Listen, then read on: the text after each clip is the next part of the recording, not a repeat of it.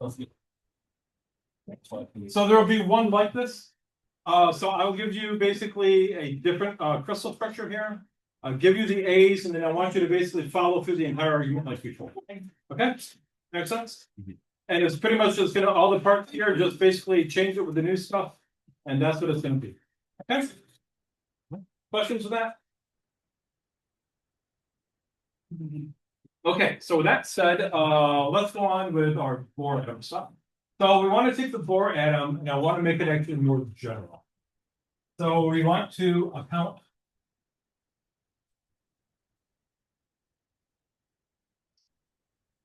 for the motion of the proton in the Bohr atom. Okay, it's not a big effect, but it actually is a measurable. And is that showing up? Yes, that is showing up. Great. And so what we have here is we have this XYZ axis here. We have this R1, this is M1. We have R2, M2. And what do we call the difference, the distance between those? R vector. And this is just R. And this R is, again, R2 minus R1. So it's your separation distance. And we generalize to what kind of forces? We'd like to have what kind of forces for these? Well, it's a central forces.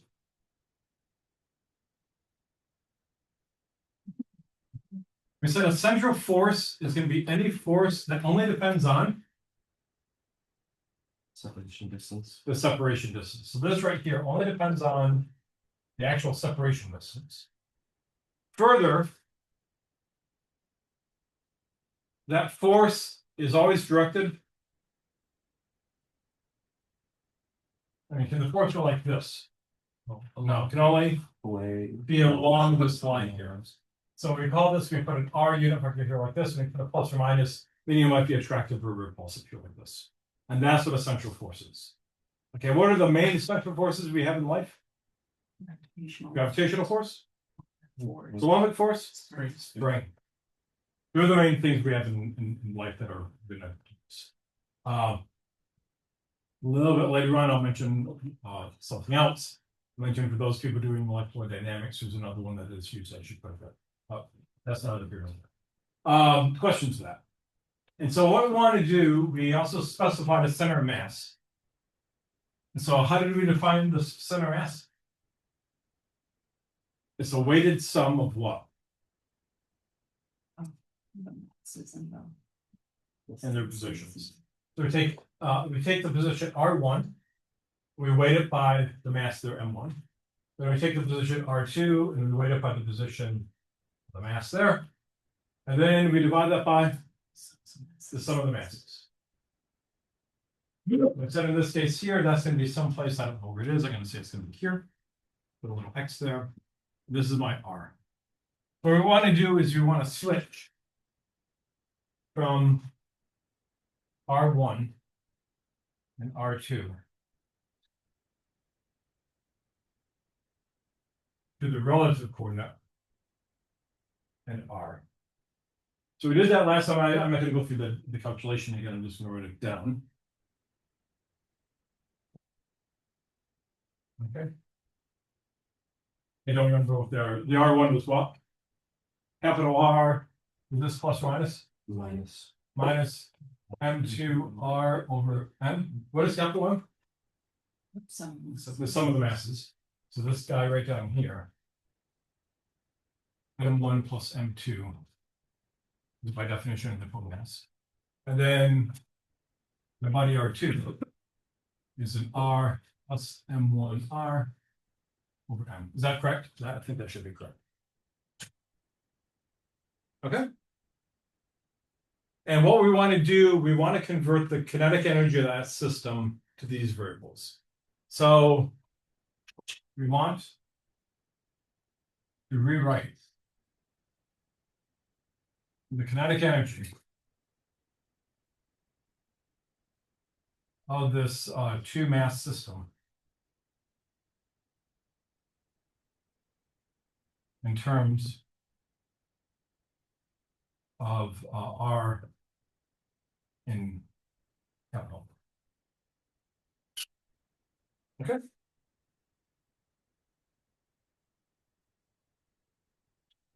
Johanna and Molly, and that's it. You're going to see this. Okay, private conversation.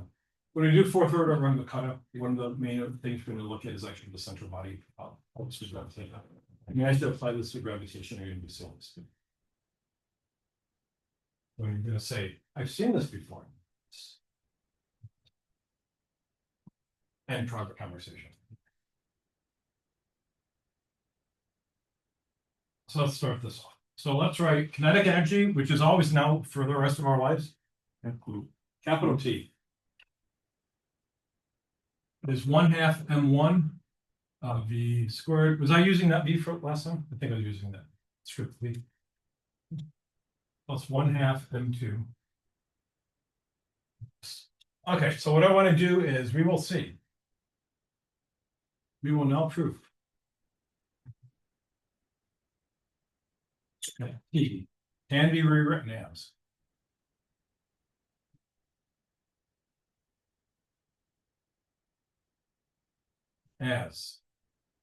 1/2 capital M v center of mass squared. So this is going to be the total mass and its velocity of the center mass plus 1/2 mu v squared like this, and this mu here is by definition m1 m2 over m1 plus m2 here. We call it the reduced mass.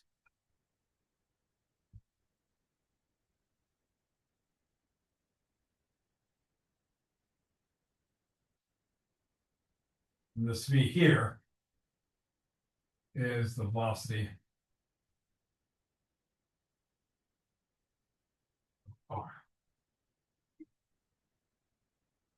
Okay, now I want to show you how that works.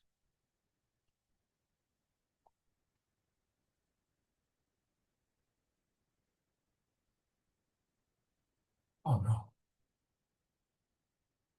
This would have happened if we're in a room which had enough blackboard space. But unfortunately, we're in the Science Center, which has limited blackboard space, unlike Owen. It has all the blackboard and whiteboard spaces you need for their business and sociology. I hate to think that there weren't enough blackboards for their sociology and anthropology equation, because there are so many of them. And all the business equations where you can plot basically supply versus demand. And then you can flip it to be demand versus supply. And then you can plot it to be supply versus demand. And then supply versus demand. And then you're going to have supply versus demand. So it's all the important supply versus demand graphs that you need for your business equation. Good. I'm glad about that. I'm glad they have all the blackboard space and whiteboard space they need. I'm not bitter with that. Fine. FYI. Glad they have all the space they need. And glad they can find out the stock prices anytime when they walk out of the room, when they can look at the stock market as well. That's useful. Okay, so how do we do this? Okay, so how would I define the velocity? V1. I'm sorry, I changed my notation. V1. What is velocity from first semester physics? dRdt. R1. Then V2.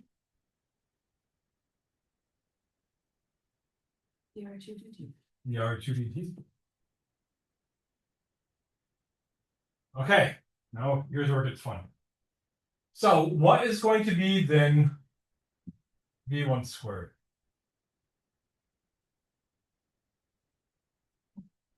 Is it dr1 squared over dt squared?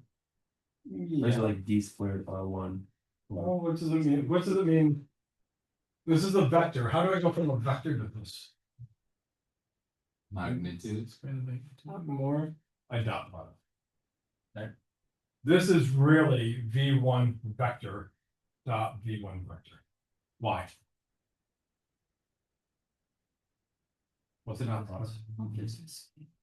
Negative V1, Negative. negative V2.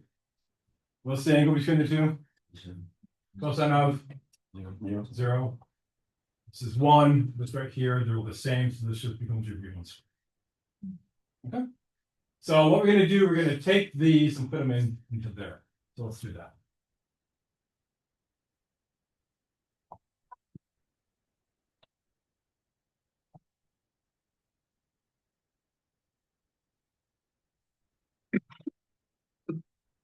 So this V1 here, I'm going to write as V1 dot V1. It's 1/2 M2, V2 dot V2. Now, how do I write V1?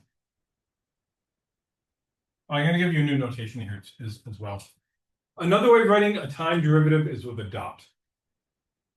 So this one here, any time derivative you can use as a dot. So this is going to become R1 dot. You can only do this with a time derivative. And this is going to become R2 dot. Okay. Yeah, that's only for a time derivative. So how would I write this? This is 1/2 M1. This is R1 dot. So if I take R1 dot here, what does this become? R1 dot equals capital R dot minus M2 over M little r dot. So this becomes R dot minus M2 R dot over M. That gets dotted into itself.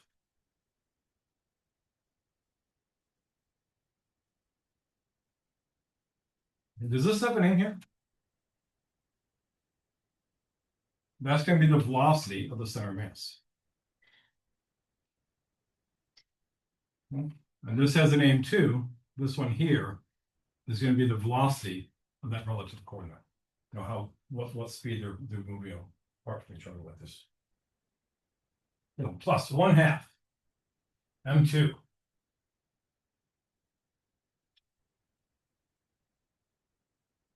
Okay, what would then this become? V2 becomes big R dot. Plus M1.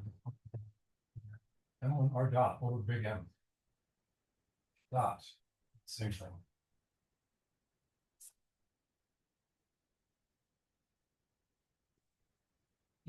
And what do? We basically then we work out the dot product. So if we work out the dot product here, and you get this term dotted into this term.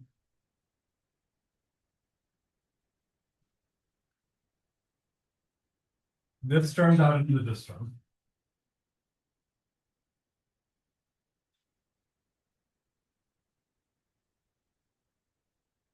Then twice the cross term.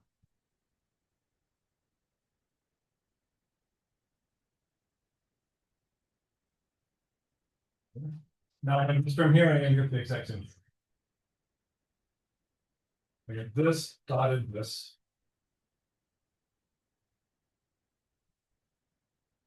Yeah, these dotted into each other.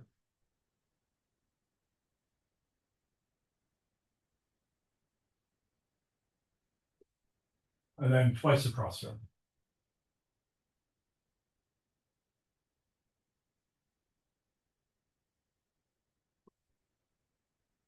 I'm going to agree with that.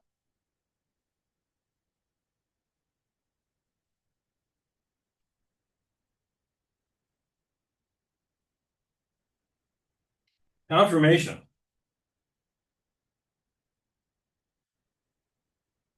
Now, what wonderful thing happens? Twice the cross terms cancel. Yeah. So if you look here, why does this from here cancel this from here? This is in 1, and this is oh no, this is M2. watch.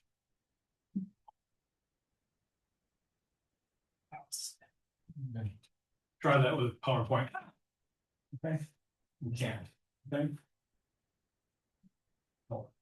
Okay, fine. Okay, so what happens if this is an M1 in front of it? This is an M2. How can they cancel? You're multiplying that one by M1 and that one by. Yeah, this one's being multiplied by M2, this one's being multiplied by M1, so those terms actually cancel it. This term here cancels this term here. And I can basically rewrite this. So I'm gonna call this one here, I'm gonna call this V center mass squared. And I call this term here, I'm gonna call this then V squared. So if I do that and put those together, I get the following.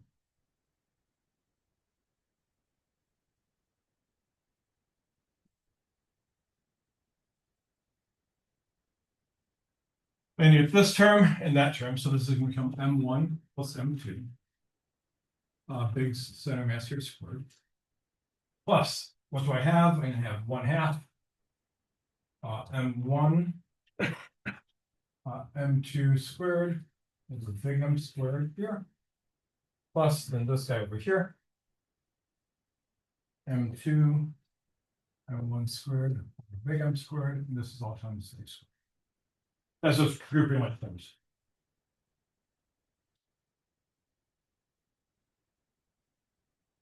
That makes sense? Now, does this have a name? That's your big M. So that's nothing but the kinetic energy of the center mass of the system. I'll try to illustrate what that even means. Now, what can I do here? What can I pull out? What's common here? Well, I have the big M squared at the bottom, that comes out. Well, M1, M2, and that's good. I can pull out one M1 and one M2 here, and this leaves me with an M2, plus an M1 here like this.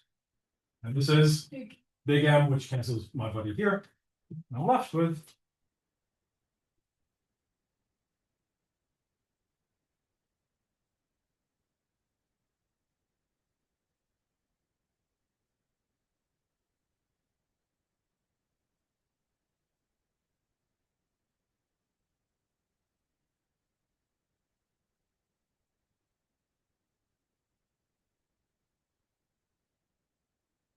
so what are the units of this?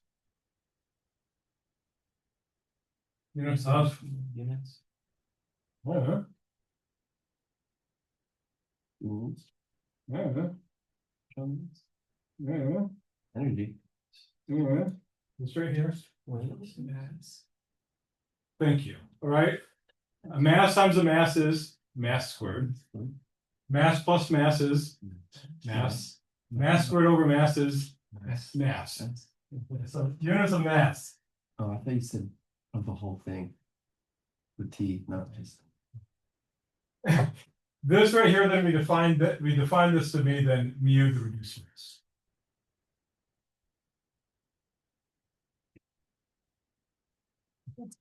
So our expression became is now this.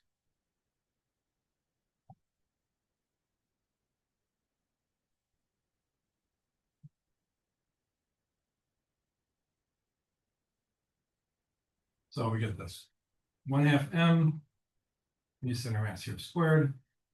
It's 1/2 mu. V squared. And this right here is the center mass. I mean the kinetic energy of the center mass. Okay, so let me act this out. Okay. Let's say here I have two planets. Let's say they're orbiting like this. Okay, it could be, let's say it's two stars, it doesn't matter what it is. I have two things orbiting like this. Okay, where's the center mass? Somewhere in between those. If I were to say act this out, performance star, what would it be? Basically it'd be this. Okay. What's happening to that center mass? That center mass is just moving like this. Okay. That's what this room is doing. Does that make sense? Now, if these are the only two things acting on that, what's the external forces acting on the system? Nothing. Okay. If there are no external forces acting on the system, what do you remember from first semester physics? The what? Linear momentum is conserved. What's linear momentum? Mass times velocity. So what would be then the center mass? What would be the center mass momentum though? Just the mass of the whole system times the velocity of the whole system. Okay, so let's write this down. Let's make sure we can follow. So consider only two particles, two masses interacting via a central force.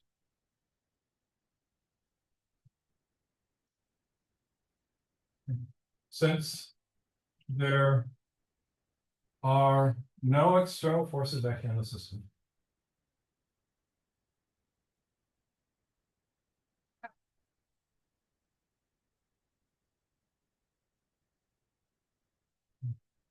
linear momentum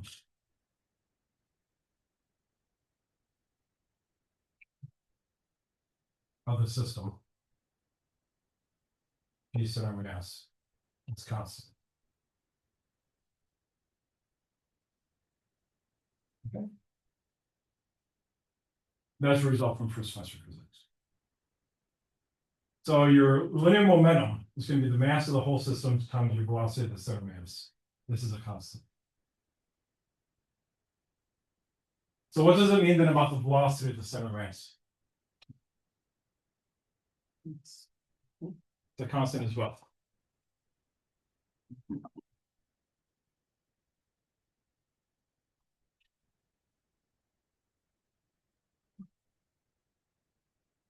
So therefore, V is a constant. Well, what we can do is the following. We can switch, we can transform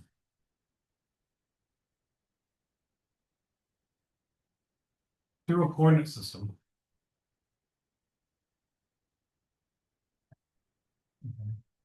that moves with the center mass. Okay, let's act this out again. So according to you, what do you see? You see that center mass move. What do I see? See it stationary. I see it stationary. Okay. So it happens here in this frame. In this frame, moving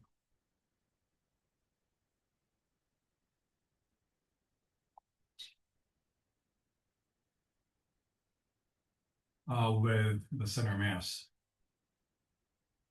V center mass equals 0.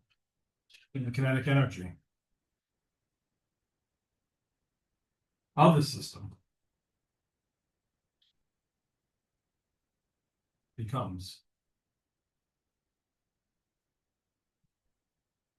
1/2 mu v squared. Pretty slick.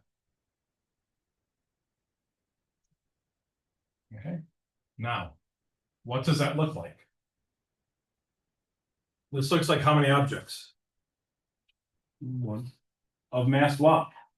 Mu, moving with velocity v. So we've taken a two-body system and we reduce it to a one-body system of mass mu moving with the velocity v. So this looks like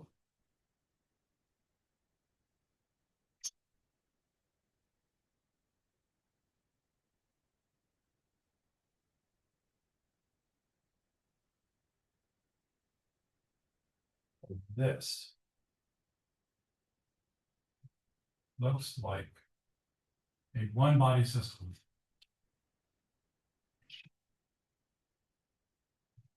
of mass mu moving with velocity.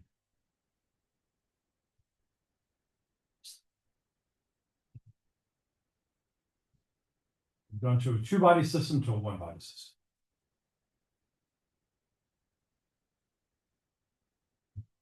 Let's just do one thing. Notes.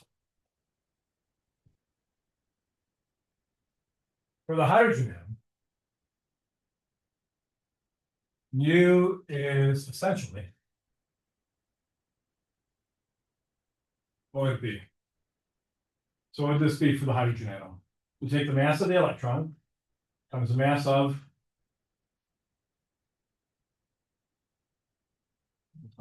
proton divided by the mass of the electron plus the mass of the proton. Now, what do you know about the mass of the proton? It's approximately 2,000 times the mass of the electron. This is more like 1860 or 1830 or something. Bang and around. Okay. So if I have 2,000 something 2,000 times the mass of the electron, what does this bottom effectively become? Yeah, this effectively becomes the mass of the electron times the mass of the proton over the mass of the proton. They cancel, and this just simply becomes this. For the hydrogen atom, the mu is effectively the mass of. Now, just so you know, it's not, and that difference can actually be measured. Spectroscopy is preposterously accurate. And so that tiny little difference there can actually be. We'll see how it gets connected. That makes sense? So now how do we proceed?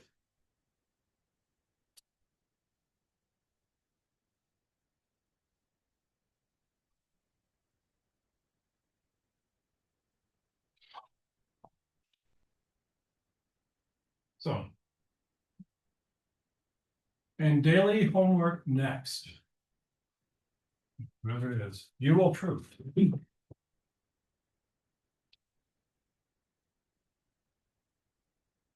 That total angular momentum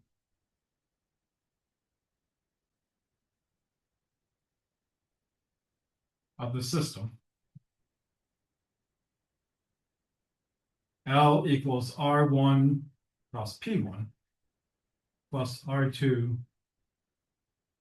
cross P2 becomes. Hey, what would you guess it's going to become? Just guess. Think about what happened to the kinetic energy. Think what's going to happen.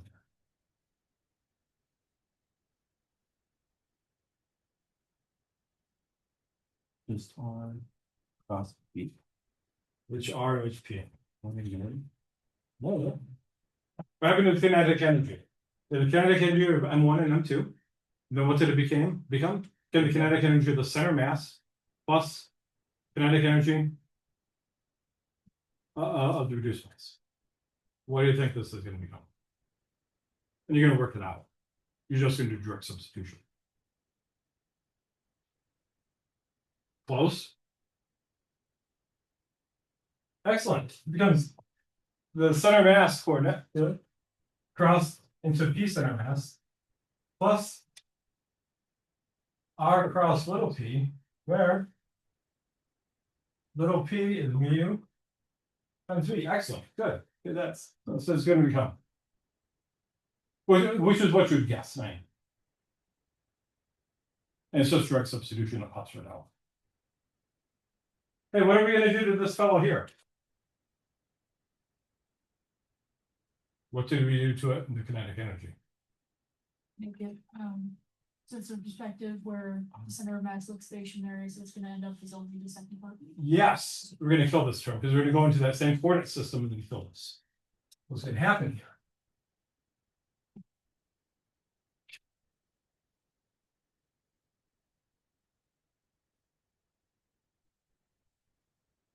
Is that L is going to equal this.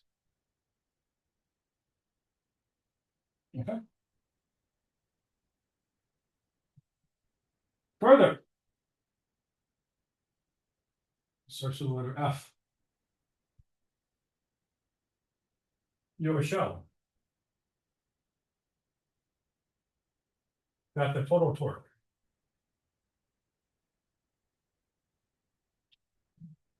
And how do we define torque?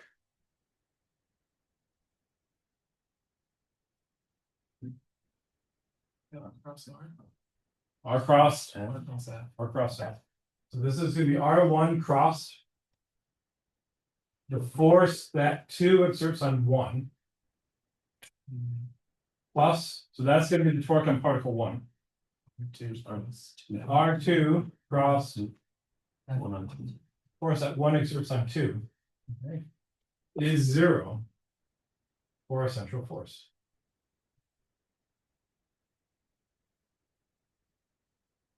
Now from physics 126, frequently called 125, when 6 is small and becomes 5. Okay, what do we know if there's no torque in a system? The No angular acceleration. angular momentum is Conserved. conserved as a constant. So if your external torque equals 0, then L of the system is a constant.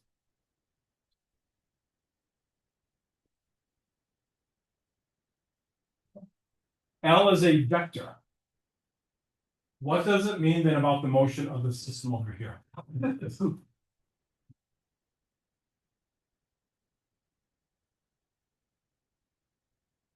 This one you have to think. You had a class of mechanics too. So this is your second time. You're going to be seeing the third time. This is only this first time. Go see it a second time. So. That the motion of M1 and M2 is planar.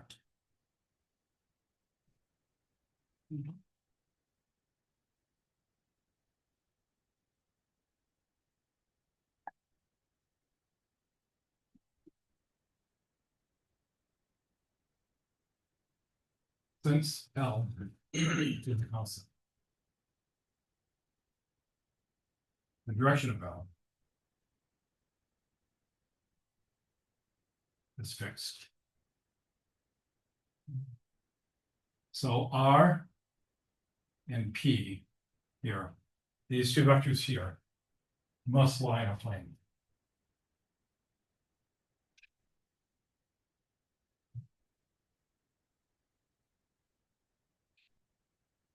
Does that make sense? Why convince me of that? I define the direction of this vector here. The right-hand rule. Okay, you do R cross P and you get some direction here. What do you know about that direction? It can't change. So if these R and P are going all over the place, what's going to happen to that direction? Like change. It can change, meaning what? That motion here has to be confined to it. Okay, otherwise that's not going to work. Okay. There's a lot of reduction that you get with these central force problems. So this right here is only going to happen when you have the central force. It's actually a very, very simple show. Easy peasy. Okay. Now, how does this tie into how to modify the problem? It turns out it doesn't. But I had nothing else to talk about. Now, this is how it's related. Okay.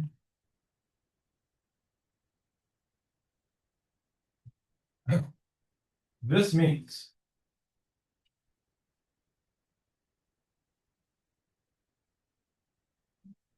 that our original problem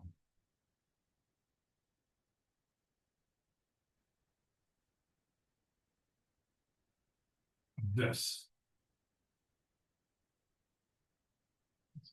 one and 1, 2, so now 2. This right here is our R. This reduces to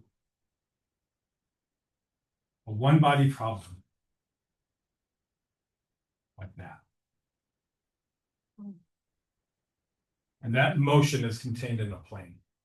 So if let's say the linear momentum is like this, R cross P, that L would be like this. That's what that system reduces to. That's a tremendous simplification. Now we go from this problem here, this problem here.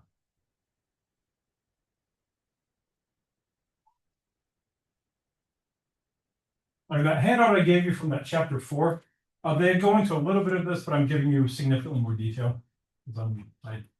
As a student, I really hated that when people would say, "Oh, we just changed this M to a mu, we're good to go." No, brain stops. I did not understand. Now, what can we do with this? Let's write the energy down for this system. So for simplicity, because we can, take mu remove from the xy plane. Here's my y, here's my x, here's my r, and here's my mu. And let's apply the Bohr theory to this. Okay. We're gonna apply the Bohr theory to this, so apply.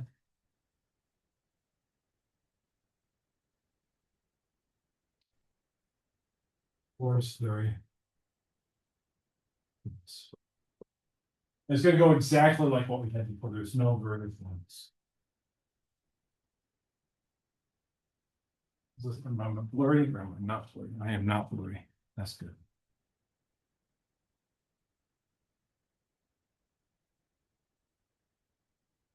Okay, the upshot here, I'll just review the upshot.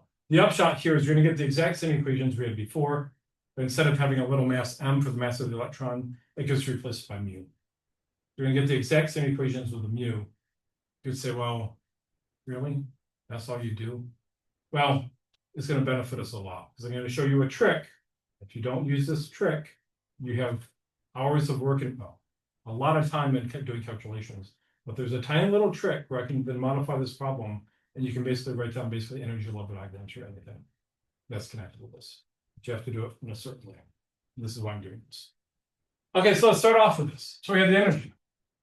So what is the energy then for this system? Kinetic plus potential. Okay. What's our new grown-up symbol for potential? Capital V. So now what does this become? Our big T now is in this coordinate system. 1/2 mu V squared plus. Okay, our potential energy is the same as what we had before. So what is potential energy for a proton and a neutron? Let's not do that at all. What's potential energy for a proton and electron? That's okay. This is fantastic. If you happen to be an aficionado of B monster movies, which I am. Okay, if you watch This Island Earth, it's fantastic. Okay, so I won't give the plot away, although there's really not the plot. No, okay, this dog jumps up on a table, and they say something like this. They went, you know, what's the dog's name? They say, we call him Neutron because he's so positive. That's great. Now you only get that in B monster. You know, fantastic. Why don't you land on a planet and open up the back door of your space shuttle? Because a monster will come up on board and basically drain the blood from everyone on the ship. That's good to know, in case that happens. Okay, why don't you expose anything to radiation? It'll become a monster. It becomes big. Okay, so that's what happens in Ben, is that you have giant ants. I hate to think that ants didn't become giants. Fortunately, though, there's always the insane scientist with a very attractive daughter, okay, who can fall in love with the local sheriff who can basically then kill the monsters. That's great. We learn a lot. Okay. Some of it's even true. I'm not certain what the true parts are, but we still are looking at a lot. I don't know what we're doing in this course. So what's your potential energy then for this? Okay. Q1, which is this minus Z. Q2, which we're calling ZE. You're saying we could have, you know, Z protons in the universe. For R. Okay. So this gives us the exact same result we had before, just 1/2 mu V squared minus KZE squared. Then, what kind of motion did we assume in the Bohr atom? Circular orbit. So here's my V here like that. Okay, what do I do with this? Well, the force is going to be going that way. Here's my force. Okay, and what's that force given? What kind of problem is this? Circular motion. So when you do our F naught here, equals MA, it really reduces now to F naught mu A, and I can break this up into a radial part and a perpendicular part, which is the only part we worry about. The radial part. Okay, so the F naught in the radial direction equals mu A radial. Okay. What is our net force? Again, that doesn't change. A Q1, Q2 over R squared. Exactly. It's going to be the K Q1, E Q2, Z over R squared equals mu. I thought this was a minus though. Positive because it's in the radial direction. Yeah, remember when you do circular motion, anything with the force going toward the center of the circle, you always take that to be positive. Okay, what is your radial acceleration given by? V squared over r. And so what does this give me? This gives me k z squared over r. This is mu v squared. And this tells me that v squared equals k z squared over mu r. Where does my buddy here go? Yeah, boom, right into here.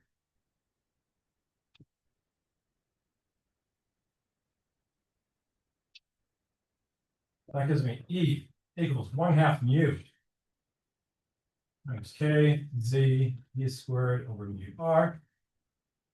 Now it's k z e squared over r. The mu's go out and get the exact same result we had before. So far, there is nothing new here for those. Now, how do we make this Bohr?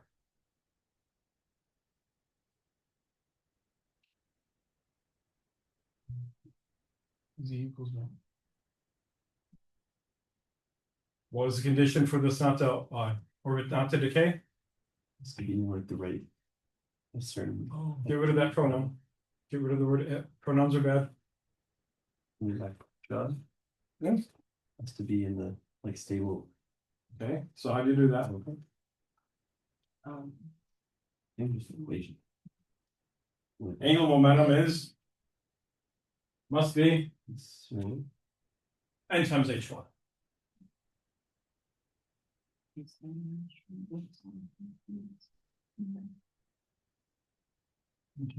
So the Bohr condition.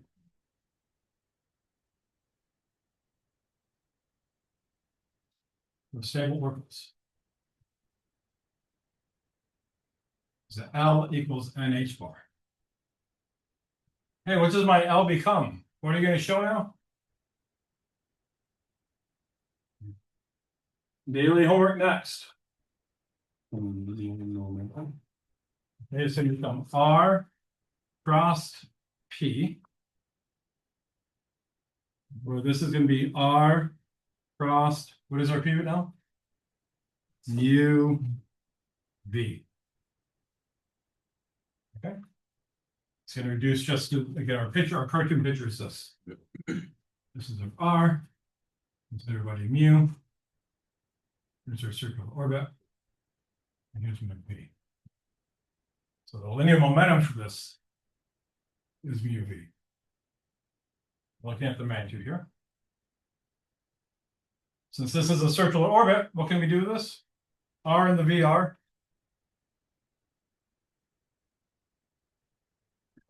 perpendicular. So this just becomes R mu V. Here. So this tells me that V is N H bar over mu V. Okay. What do we do with that? Okay, first of all, yell at me here because that's incoherent. 2V.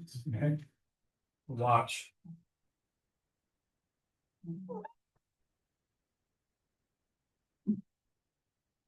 Again, try that with PowerPoint. Okay.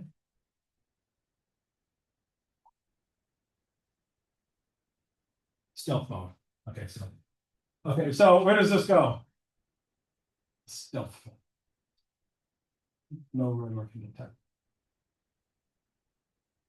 Could you plug that into the V squared? I think that's a great thing to do. We're going to take this and hop into here.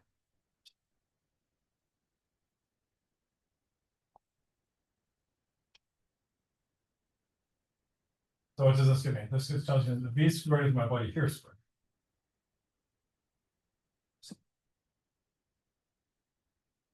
This guy.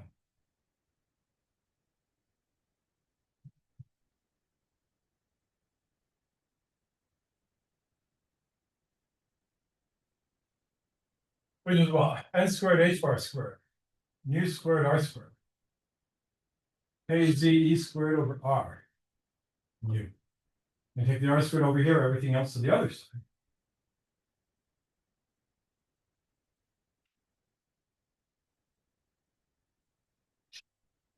So what does that give me? That gives me R. So if we take the R squared over here, the R squared and the R cancels, taking everything to the other side. What do we get? We get n squared h bar squared k z e squared mu here like that. And I can rewrite this as h bar squared over k z e squared n squared over mu. Actually, I want to switch those. I want z to be here, and then mu to be here. Now, what did this become with the Bohr atom, the original one? Remember, this mu is basically m. So what did this become? That's the A naught. That was our A naught, the Bohr radius. Okay, we get the exact same thing, but no give a mu here. I'll say this. And stick this in just over here.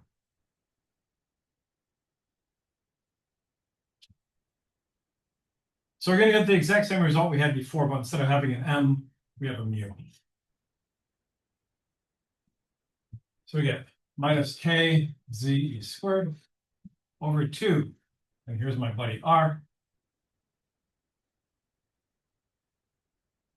And I'll show you how we're going to use this because it's actually a really, really important trick, which unfortunately a lot of people learn, which is unfortunate. So what does this give me? This gives me minus k z squared e to the 4th. Okay. Over 2 h bar squared. Oh, we need a mu up here. Here. And then this is my n squared here. I'm going to rewrite this as minus u k e to the 4th. 2h bar squared. Z squared. So this is exactly the result we had before, but last time we didn't have a mu here, we had none here. And this whole thing was equal to what? Minus 13.6. Minus 13.6. Okay, now let me show you how this is all going to tie together. So we have this guy here. Actually, we need a minus sign too, don't we? Is that K supposed to be squared? Only if you want to be correct. Thomas Funk's correct equation. Okay. That makes sense? Call me when I do something stupid, call me. Okay, let me show you an example. So there's I'm gonna call this the neutral. The neutral. So here's the neutral. If you write mu as a factor of m sub e, the mass of an electron. In other words, write mu equals the factor of m sub e.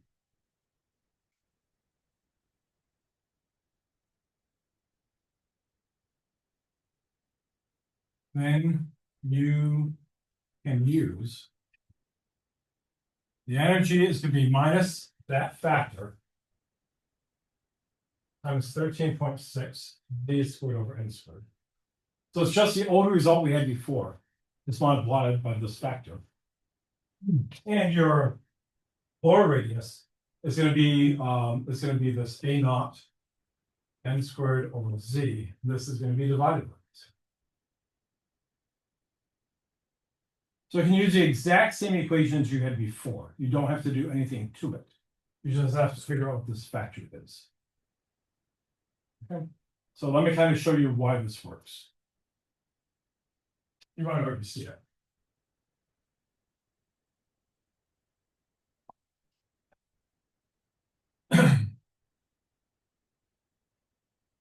Let's take an example.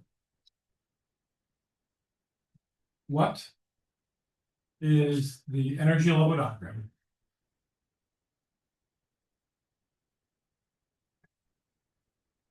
for a E plus E minus system? Okay. Okay, the E minus is a Electron. electron. What is an E plus? That's a positron. Now, this right here is called a positron. And it's the antimatter version.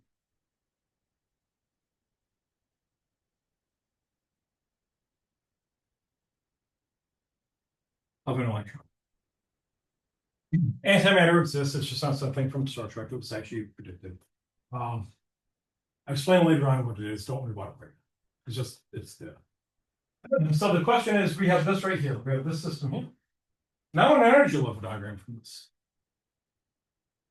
Okay, this is easy peasy, as long as you're careful. Okay, now just so you know, the mass of a positron equals, it turns out the mass of antimatter is always equal to the mass of its corresponding matter boson. Okay. What interaction are they interacting with? Coulomb's force, Coulomb potential. What would Z be for this? 1. Yeah, you just have one positron there, Z is 1. So what would you have? Let's calculate the mu for this. So mu is what? It's going to be the mass of the positron times the mass of the electron over the mass of the positron. It's the mass of the electron.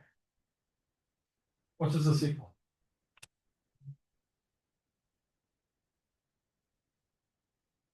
One. Oh, no. So And your masses are the same, so the top becomes me squared. The bottom becomes 2m. 2me. So mu is M over 2. me over 2. So if I wanted this, what would I do? I say, oh. Okay, so this is really what? It's 1/2. That's my factor. Times a minute. But let's say we didn't understand this factor stuff. So what do? We said the energy here is this minus k squared e to the 4th, 1 squared, over 2 h bar. Well, actually, you have this mu coming in here. This is me over 2. This is my mu. This is my h bar. H bar is coming in squared. Yes. Yes. And squared. So how could I write this? I could write this as minus 1/2 me k squared e to the 4 over 2 h bar squared 1 over n squared. Hey, where have we seen this before? When we did the hydrogen atom with Bohr, what does that turn out to be? And this is the mass of the electron, that whole factor turns out to be It's like minus 6. 13.6. Okay, do we have to put in the numbers and work it out again? No. Why? Because we took this mu here and we wrote it, basically mu, we wrote it in terms of the mass of the electron times some factor. So what happens is that mass goes here, that factor comes out front, and everything else then has to be the 13.6. We don't have to do any calculation. All we have to do is figure out how this mu is related to me, what stupid factor we have in front. So what do we have here? The energy just has to be minus 1/2. 13.6 over n squared. We don't have to do any of this. And likewise, what happens to R sub n?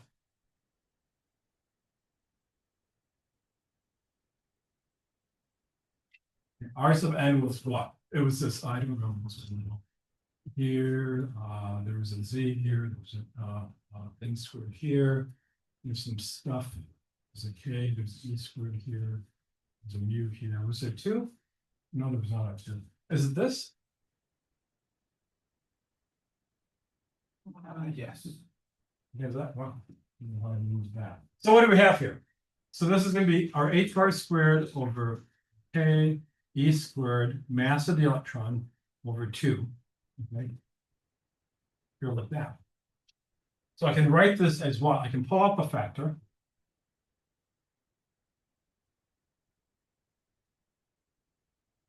Okay. So what is this going to become? This is going to become 1 over the factor. Right? Because I pull out the half and it flips. Yep. That is squared over z. Hey, well, what is this down here? That's still that. That is nothing but a naught. Well, I have to do this Rn is going to have to be the a naught divided by the factor. N squared over z. we don't have to do anything. Thank you. Does that make sense?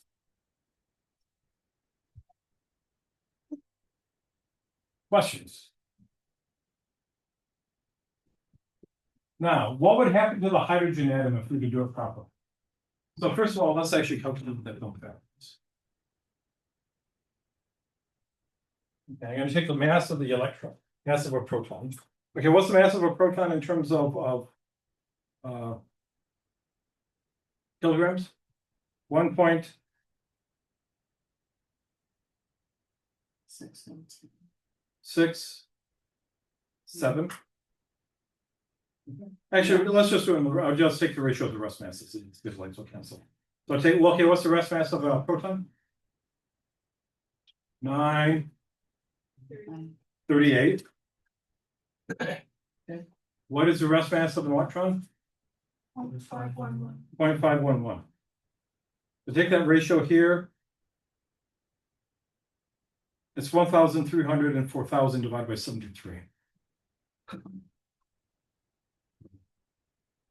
Why do you mock me?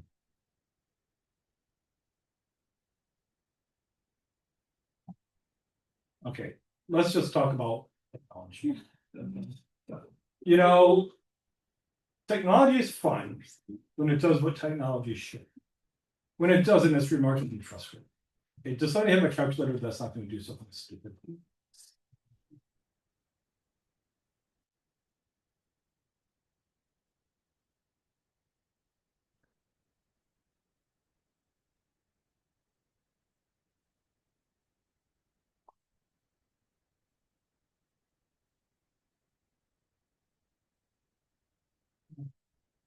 $1,835.6. What? 1,800 and 35.616. just I'll call it. Okay. So this is going to be our factor. So in other words, the mass of a proton is 1830 the mass of an electron. Okay, so let's calculate mu. So what is mu going to be for the hydrogen atom? So what effect does mu have on one gauge shuttle? Okay, so how do we define mu? M1 M1, M2, so we're gonna have the mass of the proton, the mass of the electron over mass proton plus mass proton. mass of the proton plus mass of the. So this is 1830 ME. ME. Yes, I know what this is gonna be, but I'm being pedantic here. Pedagogical, I should say.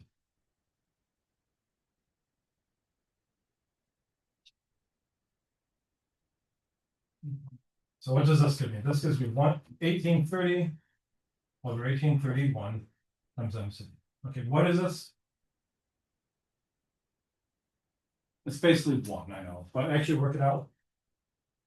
0.99. Oh, wait, another 9. Yeah, 99945. 99994. Okay, this is very small, but that's measurable. Okay, so when you're doing spectroscopy, when you really need to get things very precise, and the hydrogen spectrum has been studied to this idiotic level. Okay, it's actually very important that you do that. That's actually measurable. And if you don't put that in, that'll have an effect. Okay, now why can this become important? Okay, what else do you know about a proton? It can come along with A neutron. in Form A. You can have isotopes of these. So you can have an isotope. So now 2 isotope. Hydrogen. It was an isotope, the same number of protons, but different numbers of neutrons. Okay, so I can have a proton, neutron. Okay, we have 2 things here. We can have the nucleus. We can have the atom. Okay, so the nucleus is called deuteron. The atom is called deuterium.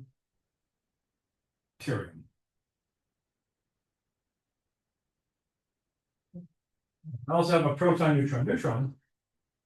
Nucleus is called Newton. triton. The atom is called tritium. Like that. Okay. Now, what's going to happen here? That mass of the of your either deuteron or tritium here, this will be slightly different, but you can actually measure this. And so now it's not going to be a big effect, but it's immeasurable.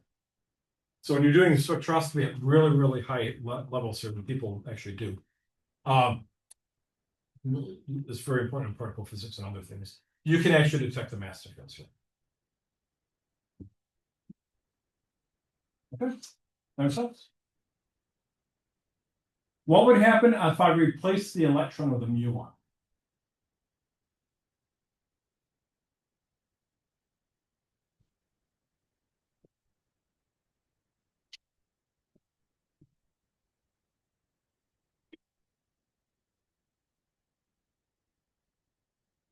If the electron is replaced by a muon, what is Phys? Okay, so muon is, you have to Greek letter mu, negative. What is a muon?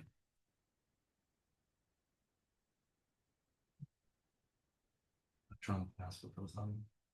It's going to be more massive. It's not quite the mass of proton. It's going to be basically, it's a heavy electron. This is a, okay, so not an electron. I'll explain what I mean by this. It's a heavy electron. It's basically going to have the mass of a muon. It's 206 times the mass of an electron. Okay, now just let me give you a little bit of particle physics. So here's some basic particle physics. We're going to come back to this point and what, once we find out about what fermions and bosons are, but don't worry about those fields. We're going to come back and that's going to be a big part of the class.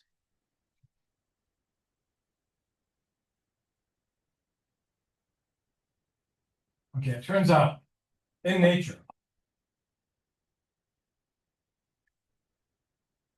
there are fundamental particles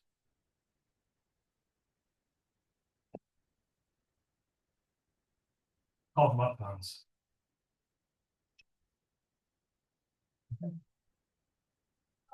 They're going to be a type of fermion. Don't worry about that word yet. Okay, the electron is a lepton. So this right here, an electron is a lepton, and it turns out that these particles often have associated with them a neutrino. So this right here, this is an electron. Neutrino. Okay, so what's a neutrino? We mentioned this in second semester physics. When I teach first semester physics, I also mention it. We mentioned it even in classical mechanics as well. What is their electric charge? They have none. So there's no electric charge.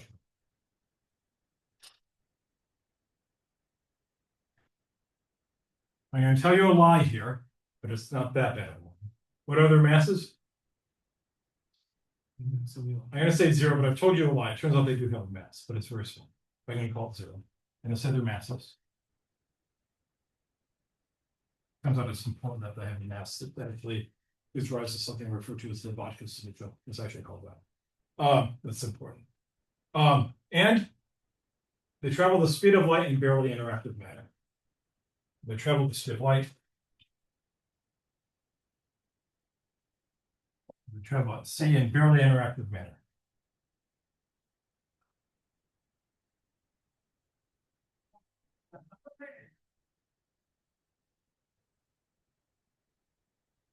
Okay. So these are right here, leptons. This right here is called the first generation. Or first family of leptons. Okay. For reasons that no one understands. Okay, this is the fundamental question in physics. Nature makes a heavy copy of this. So nature makes a heavy copy. So a heavy electron is called a muon, and then the corresponding neutrino is called a new neutron. This is called your second family or second generation. Hey, but no one understands. What do you think happens? Nature makes an even heavier copy. So an even heavier copy is made. Okay, so a really heavy electron is called a tau. And then, of course, it comes with its corresponding neutrino, and tau neutrino. And this is called your third family, or third generation. Okay, so there are your electrons. Again, why nature does this? No one understands. That's an outstanding question in physics. Okay. Turns out that we're going to get particles later on called quarks, and it turns out the same phenomenon is going to occur. Well, we don't know about that. Okay. So that's what this is here. That's the background for the muon. Okay, now let's get back to doing the problem. So what is mu for the muon for this atom? Sorry for the multiple uses of mu. But here's our atom. And we're going to replace it with this.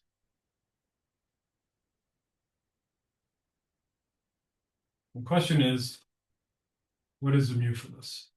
So this has to be the mass of the muon times the mass of the proton over What's the masses? mass of the muon plus the mass of the proton. Now, what's the trick for this? We have to write mu in terms of factor times the mass of the electron. So we have to put in these values here, which I was forced to erase through the limited blackboard space in the science center. I'm going to prefer an old one.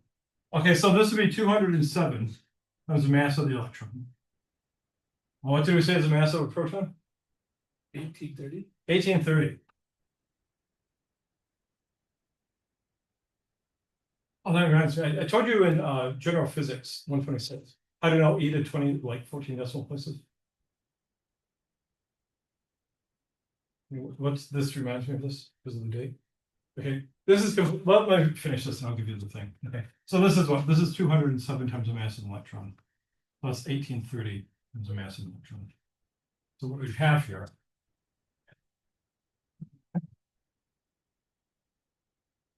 is 207 times 1830 all over 207 plus 1830 times the mass of an electron. Did somebody work that out for me? I know what that calculator will do me.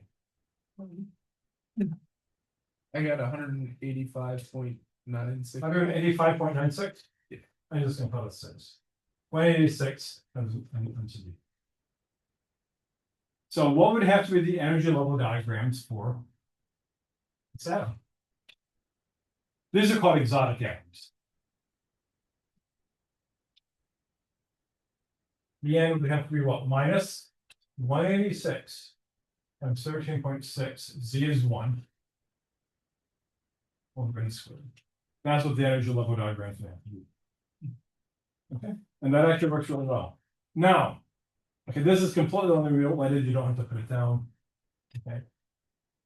What is e to some preposterous number of decimal places? 2.7, 1828, 1828, 45904. Now, the way you remember this is 2.7 Andrew Jackson squared. He had a gun, you double it, you still have a gun. That makes sense. Okay, so you can say, well, actually, this is wrong. Okay, so you have 2.7. Okay, when was Andrew Jackson president? 1826. It comes in squared, 1826. Okay, he had a gun. What kind of gun did he have? A 45. Okay, if you double 45, you get 90, but he still had a gun. So it's just 2.7 Andrew Jackson squared. He had a gun, you double it, so. Okay, I was taught that as an undergraduate, and I've always retained that. It's completely useless information, but it's stuck in my head. Okay, so I've passed on my useless information to you, so it can remain in your head. Okay, and then you can also, when you become a college professor, you can then pass it on to your students. And it's similar to like vampire. You know, what if you're a vampire? What do? You make other vampires, because that's just the nature of vampires. And it's the same with useless information. What does it do? It gets passed on. So that you can basically, in your brain, you can have completely useless information. So and I'm going to write a whole book of useless information along with my big book of things that are not equal, which is quite thick. So far it's 4,000 pages long. Is that complete? Okay, so any questions of this? Now, we want to go to even more exotic atoms.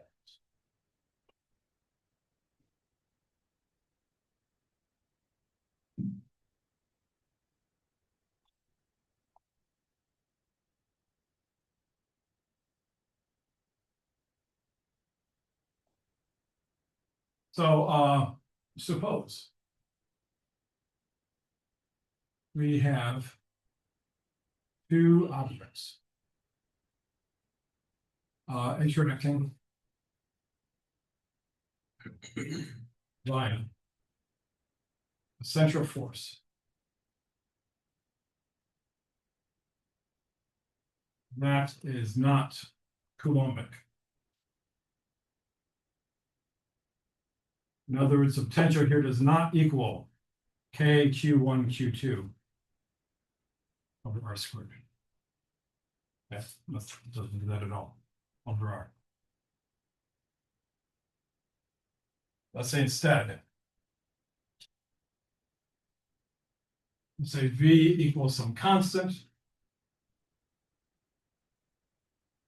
times R to some power. Okay. In other words, maybe V equals A R cubed. The question is, what is the energy level at R?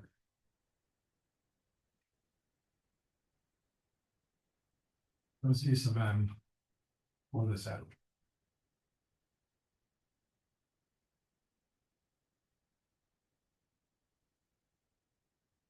Okay. What do we do? Where's the Scooby Doo? Ring, ring, raggy. Okay, there's going to be no variation in what we do. We just basically run through the problem exactly like this. Okay.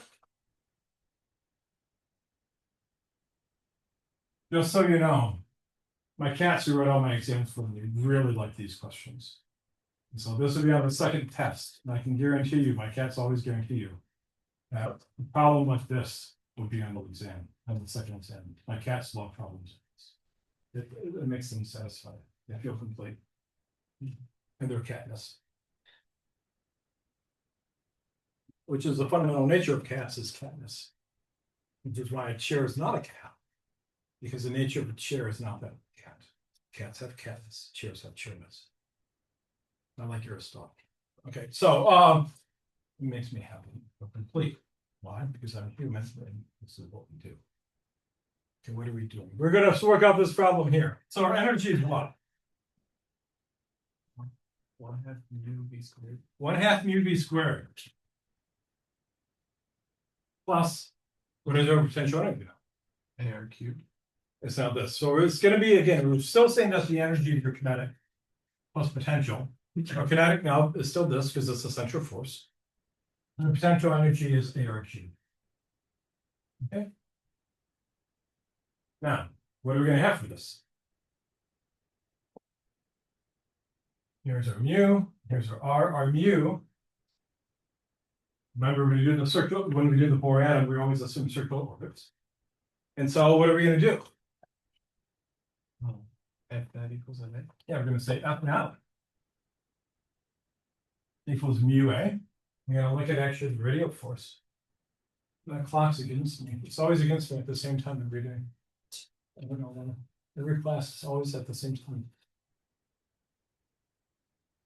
There's probably a reason for that. I can't look up what it is. And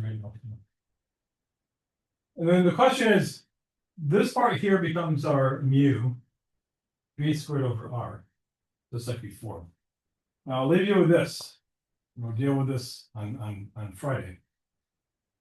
How is this connected to this? And Molly should know. Actually, you should all know. But Molly's seen it twice. The rest of you have seen it once. Are they connected? When you have a conservative force, which is what this is, and I'll go over conservative forces again on Friday.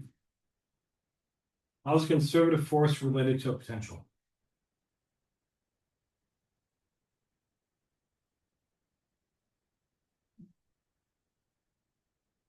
They go to the negative gradient of the potential. That's right, okay, so I'll go back over this point here again on Friday. And then we're gonna see how this comes together, and we're gonna have this absolutely beautiful, beautiful problem, okay? So you probably may not remember this from first semester, or maybe you do. We'll go over this, why this is the case. And then, this will then wrap up the Bohr atom, once we're done with this. And then once we're done with the Bohr atom, we're gonna actually start doing then proper quantum mechanics. So, when we do proper quantum mechanics, I will not be doing it like any of the books, because any of the books I think are incoherent. So I'm gonna do it like if I were teaching the quantum mechanics course. I'm gonna start off with what I call the postulates of quantum mechanics. And once you understand the postulates, you can understand every single aspect of quantum mechanics that will come with it. We'll figure that out.